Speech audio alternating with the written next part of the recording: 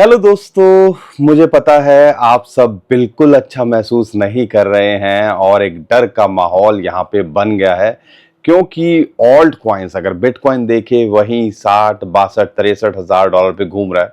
लेकिन जो alt coins जो हमारी दूसरी क्रिप्टो करेंसी होती है, जो बिटकॉइन के अलावा हम बात करते हैं, वो अच्छा खासा टूट रही है।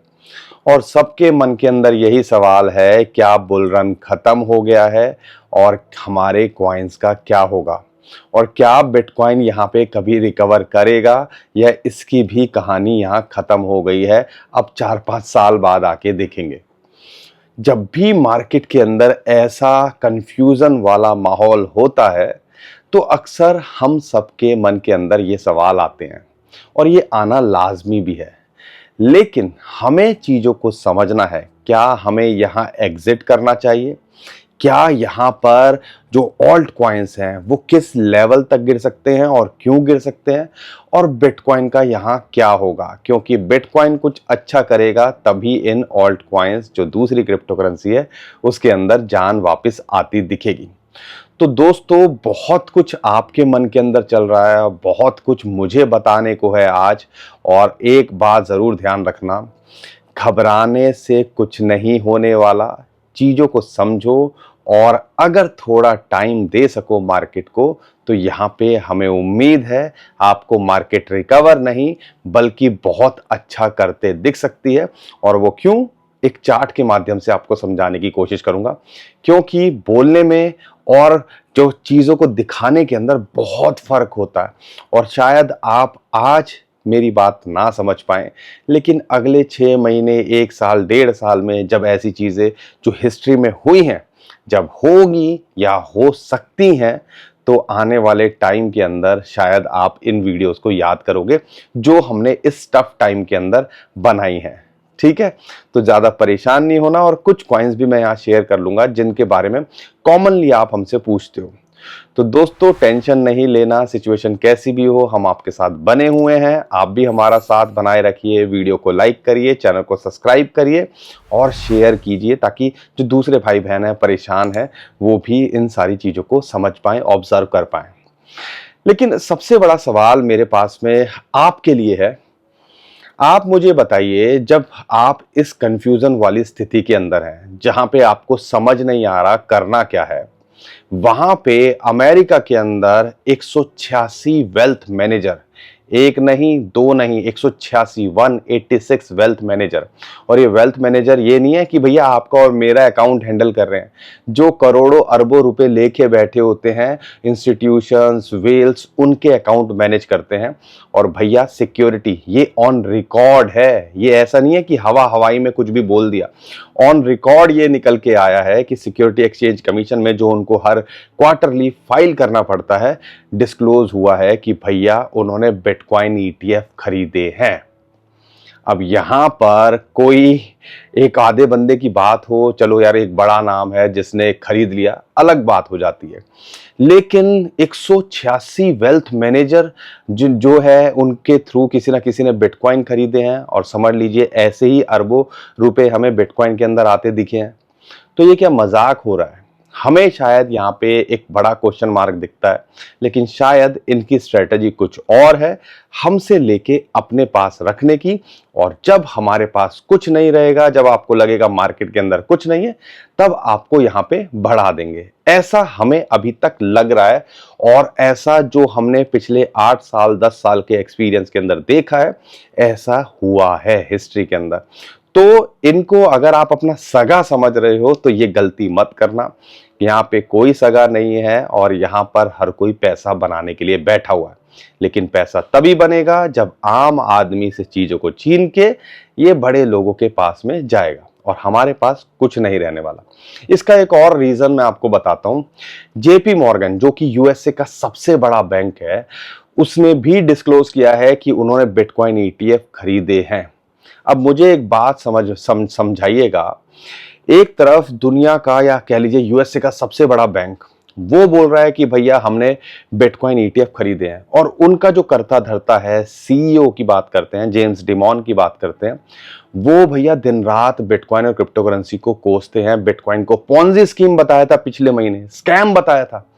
एक तरफ बिटकॉइन वहां खरीदे जा रहे हैं बिटकॉइन ईटीएफ के थ्रू, उनकी कंपनी के थ्रू, और वहां पर दूसरी तरफ वो गाली दे रहे हैं। ऐसा क्यों करते हैं? कभी दिमाग लगाया ऐसा क्यों करते हैं? क्योंकि नेगेटिव बोलेंगे, इतना बड़ा आदमी कुछ बात स्टेटमेंट दे रहा है तो कहीं ना कहीं उसका नेगेटिव इम्पैक्ट पड़ता है, और वही मार्केट में प्रेशर लाके वो अपनी कंपनी के थ्रू माल बटोरते हैं या अपनी जेबें भरते हैं। और ये कड़वा सच है। आज एक्सेप्ट कर लो, जितना जल्दी आप एक्सेप्ट करोगे उतना जल्दी आपके लिए बेटर रहेगा। लेकिन अगर आप ये सोच रहे हो कि रातों रात किस्मत चेंज हो जाती है, रातों रात चीजें यहाँ पे चेंज हो जाती हैं, ऐसा नहीं होता। यहाँ पे बिटकॉइन और क्रिप्टोकरेंसी मार्केट भी एक तपस्या से कम नहीं है, और हमने ये देखा है जब आप बिल्कुल टूट जाओगे, क्योंकि 2021 में हमने बिटकॉइन का टॉप देखा $69,000। उसके बाद 2023 दिसंबर नवंबर आते आते आधे से ज्यादा लोग 1.5-2 साल के अंदर अपनी होप उम्मीद खो चुके थे, और उसके बाद अगले 1 साल के अंदर क्या जलवा दिखाया आपसे छुपा है क्या? लेकिन उस दौर के अंदर भी कितनी बार हमने ऐसे झटके देखे जो लगा कि भैया अब तो एग्जिट कर जाना चाहिए।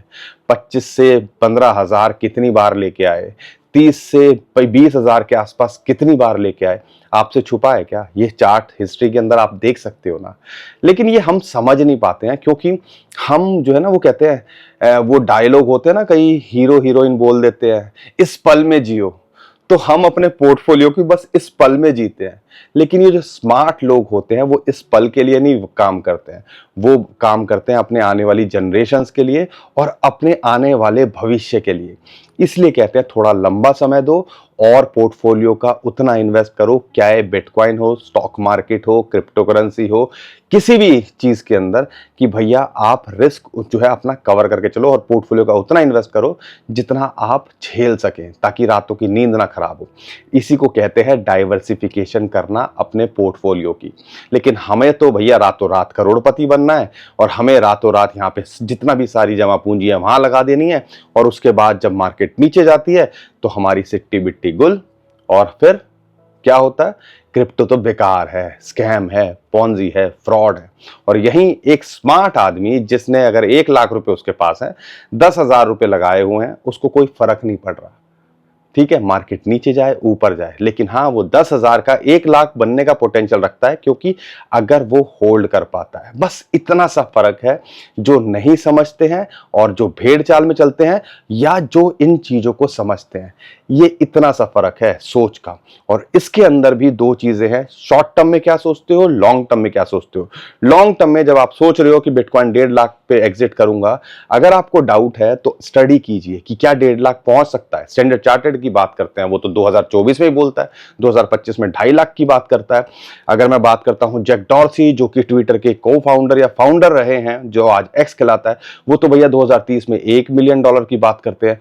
ये बिटकॉइन ईटीएफ 50 से 60,000 डॉलर के बीच में टूट पड़े बिटकॉइन के ऊपर, बस खरीदते रहो खरीदते रहो। ये किस लिए? कि भैया $30,000 पे आएगा। हमें ये सब समझना पड़ेगा, लेकिन हमें एक जो है एग्जिट स्ट्रेटजी भी बनानी पड़ेगी। और यहाँ पर जो $69,000-70,000 है, एक साइकोलॉजिकल पिछली बार वाला रेजिस्टेंस है, और वो इस टाइम पे यहाँ पे एक इंपॉर्टेंट रोल प्ले कर रहा है। तो ज़्यादातर ये जो टाइम होता है ना, ये जो टाइम दिया जाता है, बस यही सोचने के लिए कि यार हाई के आसपास आ गए, एग्जिट कर जाओ। और जब ये बढ़ाएंगे तो आपको आइडिया भी नहीं लगेगा। लेकिन डिसाइड आपको करना है। हम कोई फाइनेंशियल एडवाइजर नहीं है, लेकिन आज जो मैं चार्ट आपके साथ शेयर कर रहा हूं, उस चार्ट को आप ऑब्जर्व कीजिएगा। वो क्या कहता है? बिटकॉइन की हाफिंग पे जो अभी आपके साथ में हो रहा है, वो कुछ नया नहीं हो रहा है, और ये हमने पहले भी कई बार शेयर किया। अब इसको समझिएगा क्या होता है हमारे साथ में। अगर आप पहली हाफिंग पे देखोगे तो यहां पर वो हुई थी 27 नवंबर 2012 को। चार्ट को थोड़ा सीरियसली लीजिएगा, ऑब्जर्व कीजिएगा। उसके बाद हाफिंग के बाद ऐसा नहीं होता कि भैया सीधा टू द मून। 2-3 महीने सताता है, परेशान करता है, और ये हिस्टोरिकली रहा है। तो ये चीज आप समझिएगा। हाफिंग हुई 2-3 महीने, और तब तो मार्केट मैच्योर भी नहीं थी इतनी, और मार्केट में कुछ किसी को भी नहीं पता था, हमें नहीं पता था बिटकॉइन क्या होता है। ठीक है, मुझे 2015 में पता चला है, तो मैं क्यों हवाई में बात करूं आपसे। लेकिन यहां पे जो समझ में आता है, उसके बाद इसने 12-13 महीने के अंदर कितना % रिटर्न दिया, आप आइडिया भी नहीं लगा सकते, अपना ऑल टाइम हाई बनाया उस साइकिल का। फिर 2016 में जब हाफिंग हुई उसके आसपास भी 3-4 महीने ऊपर नीचे होता रहा, लेकिन उससे पहले एक रैली लगाई थी, ठीक है। फिर अपना टॉप बनाया $20,000 का, फिर नीचे आया, फिर 2020 में हाफिंग हुई मई के अंदर, फिर वहीं पे 3-4 महीने ऐसा चलता रहा कि भैया सब होपलेस हो गए। और उसके बाद उसने जब पकड़ी रेस, फिर ये $64,000 गया, $64,000 से फिर कुछ ही महीनों के अंदर $30,000 वापिस आया। 60,000 कहाँ, 64,000, $30,000 कहाँ, और फिर इसने पंप कर दिया $69,000। और फिर हमने जो ऑल्ट कॉइन्स हैं उनका क्या जलवा देखा, किसी से छुपा नहीं है। तो कहने का मतलब है कुछ नया नहीं हो रहा है, नया बस ये हो रहा है कि हाँ, यहाँ पे 2021-22 के अंदर ज़्यादातर लोग जुड़े हुए हैं। जो लोगों को ज़्यादा पता चला है उनको थोड़ा आइडिया कम है। अगर आप पुराने चावल हो तो ये आपके लिए कुछ नई बात नहीं है। अगर आप पुराने चावल हो, कुछ नया नहीं हो रहा है, तो हमें कमेंट में बताइए। और हमारे भाई बहन जो नए हैं उनका भी अपना एक्सपीरियंस शेयर कीजिए, ताकि लोगों को पता चले क्या हो रहा है और हमने क्या क्या झेला है, ठीक है। तो अगर देखते हैं 2016 की हाफिंग हुई थी, उसके बाद हाई बनाया था 17 महीने के अंदर। अगर मैं बात करता हूं यहाँ पे 2020 की हाफिंग हुई थी, उसके बाद उसने हाई लगाया था लगभग 18 महीने के अंदर। तो आपको क्या लग रहा है भैया, हाफिंग हो गई है, एक बड़ा इवेंट था, तो क्या ये आज के आज ही स्काई रॉकेट हो जाएगा? यहाँ पे अगला 1-1.5 साल आपको देना पड़ेगा और देना चाहिए, ना सिर्फ बिटकॉइन के लिए, क्योंकि बिटकॉइन जब हाई करता है उसी के आसपास हम ऑल्ट कॉइन्स के अंदर जो दूसरे कॉइन्स हैं उनको भी अपने मल्टीपल टाइम रिटर्न या पीक या नए अपने हाई बनाते देखते हैं। समझ आपको आना चाहिए, ये सारी चीज़ों जो है सामने है आपके, डिसाइड आपको करना है। लेकिन वही मैंने बताया ना, रिस्क और वो समझदारी क्या होती है वो दिखाने की यहाँ आपको ज़रूरत है। और अगर आपको समझ में आ रहा है तो ठीक है, नहीं तो कोई बात नहीं। इतनी वीडियो देखते हो तो एक वीडियो हमारी सोच के चला, चलो टाइम वेस्ट हो गया। अगर आपको समझ में आ रहा है, अगर आपको लगता है कंटेंट के अंदर कुछ है, तो वीडियो को लाइक करिए, चैनल को सब्सक्राइब करिए और शेयर कीजिए दूसरे लोगों तक।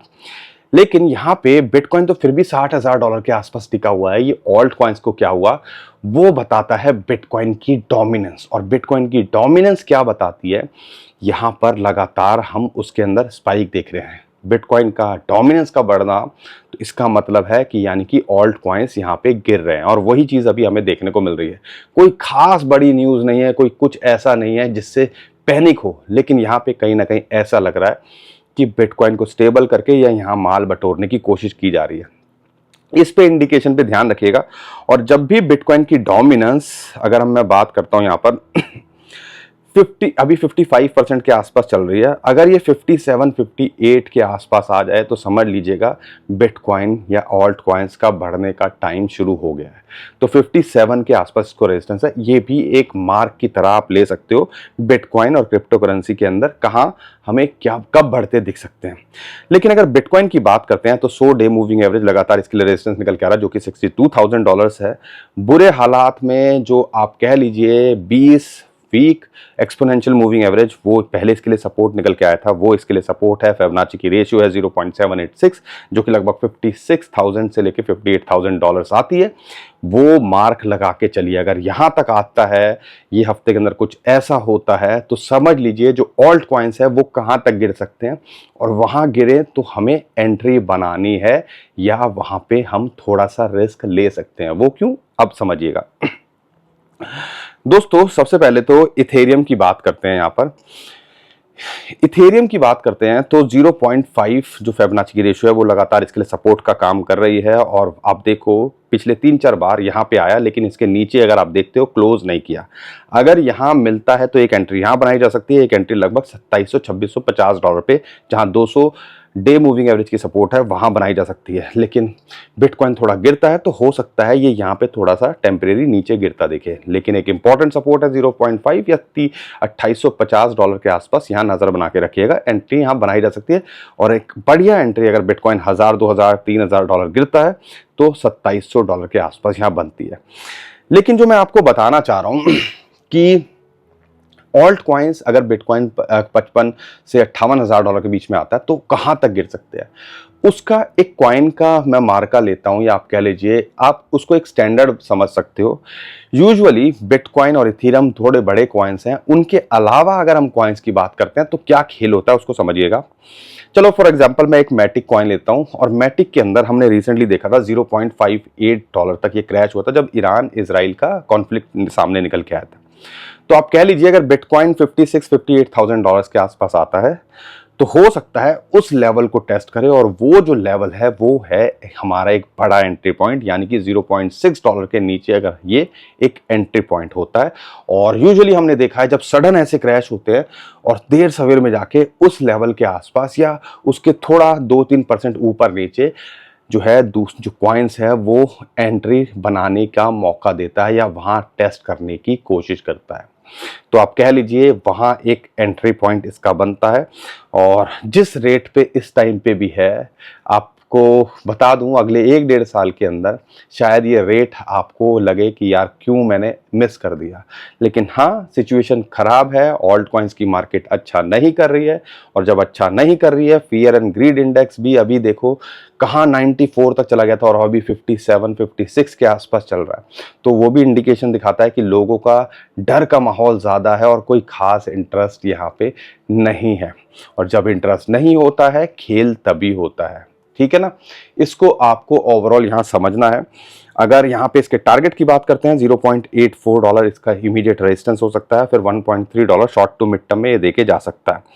अगर मैं बात करता हूँ ARB की, आर्बिट्रम की, वही सेम पॉइंट जैसे मैंने बताया, क्रैश हुआ था ईरान इजराइल के कॉन्फ्लिक्ट के, तो 0.85 जो है इसका एक इंपॉर्टेंट यहाँ पे एंट्री पॉइंट हो सकता है। $1 के नीचे भी एंट्री मिल रही है, तो अब इस टाइम पे 0.95 डॉलर के आसपास चल रहा है, तो एंट्री बनानी चाहिए। लेकिन अगर आप एंट्री बिड लगा के छोड़ना चाहते हो तो शायद मौका ना मिले, तो वहां पे एंट्री बनाने की कोशिश कीजिएगा, उसको मार्क लेके चलिएगा। अगर मैं तीसरे कॉइन की बात करता हूं वो है IMX, इम्यूटेबल एक्स की बात करते हैं। गेमिंग से रिलेटेड एक बहुत बड़ा इंपॉर्टेंट रोल प्ले कर सकता है आने वाले बुल रन के अंदर। तो आप कह लीजिए यहां पर $2 के नीचे अगर ये मिले तो एक अच्छी एंट्री है, और एक अच्छी एंट्री 1.65 डॉलर अगर आप वो बेंचमार्क लेके चलना चाहते हो जहां पे ये गिर गए थे अभी क्रैश होने पे, तो वो एक बहुत बढ़िया एंट्री पॉइंट या उसके आसपास आप बेड लगा के छोड़ सकते हो। वो एंट्री का मौका शायद मिल जाए, अगर मिले तो छोड़ना नहीं है, ठीक है। IMX की अगर देखते हैं तो ये अपने ऑल टाइम हाई को पार करता है या उससे भी ज्यादा मल्टीपल टाइम रिटर्न देता इन फ्यूचर बुल मार्केट के अंदर देखने को मिल सकता है। गाला की बात करते हैं, सेम ही सिचुएशन है। 200 डे मूविंग एवरेज की अगर इसको सपोर्ट की बात करते हैं तो 0.035 डॉलर के आसपास हमारे लिए एक अच्छी एंट्री है, और बुरे हालात में उसके आसपास ही ये गिरा था, तो उसके आसपास आप बेड लगा के यहाँ छोड़ सकते हो। एक अच्छी एंट्री के लिए यहाँ पे मौका मिल सकता है। अगर आप सोचोगे 0.1 डॉलर के आसपास, 0.01 डॉलर के आसपास मिल जाए या 0.018 के आसपास मिल जाए, तो आप शायद गलत कर रहे हो अपने साथ में भी। लेकिन हाँ, एक अच्छी एंट्री यहाँ पे मिल सकती है इस कॉइन के अंदर भी। अगर मैं बात करता हूँ डॉज कॉइन की, 0.15 डॉलर के नीचे आ रहा है, लेकिन हाँ 0.12 डॉलर के आसपास आ जाए या 0.11 डॉलर पे आ जाए तो एक अच्छी बड़ी एंट्री हो सकती है, ठीक है। वहां पे सपोर्ट भी है और रिसेंटली वहां पे गिरा भी था। और अगर मैं जिन कॉइन्स की बात कर रहा हूं वो इस महीने में भी 20-50-100% के पोटेंशियल रखते हैं रिटर्न देने के, लेकिन शॉर्ट टर्म में फोकस अलग, लॉन्ग टर्म में फोकस अलग, ये आपको पता होना चाहिए। और ये कॉइन्स जितने भी हैं ये लॉन्ग टर्म में भी होल्ड किए जा सकते हैं। अगर मैं बात करता हूं आखिरी कॉइन की, वो है शिबा इनू। 2500 के नीचे ये आ गया है, और अगर आप एंट्री के लिए देख रहे हो, एक तो यहाँ एंट्री बनती है 2200 के आसपास, या एक अच्छी एंट्री देख रहे हो 1700 के आसपास, अगर मिल जाए तो मिस मत कीजिएगा। बाकी दोस्तों बहुत सारी चीजें मार्केट के अंदर चल रही हैं, सिचुएशन समझो। ओवरऑल यहाँ पर अपने पोर्टफोलियो को डिजाइन करने का मौका मिल रहा है आपको, जो कहते हैं ना री इंजीनियर्ड करने का मौका मिल रहा है, थोड़ा सा सोचने का मौका मिल रहा है, और चीज़ों को, अच्छे कॉइन्स को एंट्री लेने का मौका मिल रहा है। तो अगर आपको बुल रन खत्म होता दिख रहा है तो हो सकता है 1-2 महीने आपको परेशान और मार्केट करे, लेकिन अगर आप अगला 1-1.5 साल दे सकें, जैसा चार्ट बताता है, जैसा बहुत सारे और हमारे सिग्नल्स बताते हैं, तो आपको अच्छा करते दिखेगी। बस यहाँ पर ये जो टाइम है ना, ये हमारे पास में इसके लिए पेशेंस नहीं है। इसके लिए थोड़ा सा आपको पेशेंस दिखाना और अपने लिए बनाना पड़ेगा। तो दोस्तों, उम्मीद करता हूं आपको हर बार की तरह हमारा कंटेंट अच्छा लगा होगा। अगर हमारी वीडियो पसंद आई है, कंटेंट अच्छा लगा है, तो वीडियो को लाइक करिए, चैनल को सब्सक्राइब करिए और हमारी फैमिली का हिस्सा बनना बिल्कुल मत भूलिए। ट्विटर, टेलीग्राम को फॉलो कर लीजिए, नीचे डिस्क्रिप्शन जो लिंक है उसी से कीजिएगा। बहुत सारे स्कैमर हमारे नाम से स्कैम करने की कोशिश कर रहे हैं, उससे भी आप बच पाओगे। अभी के लिए विदा लेता हूँ। खुश रहिए, मुस्कुराते रहिए, कमाते रहिए। आपका दोस्त पंकज। थैंक यू, नमस्कार, धन्यवाद।